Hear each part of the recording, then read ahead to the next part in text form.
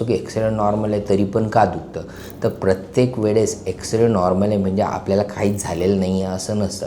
आपल्याला जेव्हा पण बोनी पेन असतं, सोबत साईडनी लिगामेंट्स असतात किंवा मसल्स असतात किंवा आपण ज्याला आवरण म्हणतो जॉईंटचं त्याला कॅप्सूल, अशा भरपूर गोष्टी असतात ज्याला इंजुरीज होऊ शकतात आणि कधीकधी त्या इंजुरी मेजरसुद्धा असू शकतात. तर आपल्याला एक्सरेवर सगळ्याच गोष्टी डायग्नोज होईल असं नसतं. त्याच्यामुळं जेव्हा एक्सरे नॉर्मल आहे पण पेन सिव्हिअर आहे, बरेचदा डॉक्टर काही मेडिसिन ॲडवाईस करतात, रेस्ट ॲडवाईस करतात आणि काही दिवसानंतर बरेचदा MRI लागतो. मग MRI is one of the diagnostic technology ज्याच्यामध्ये आपल्याला लिगामेंट इंजुरी किंवा आपण मसल इंजुरी रूल आउट होतं, ज्याच्यानुसार आपल्याला ट्रीटमेंट मॉडिफाय होतं.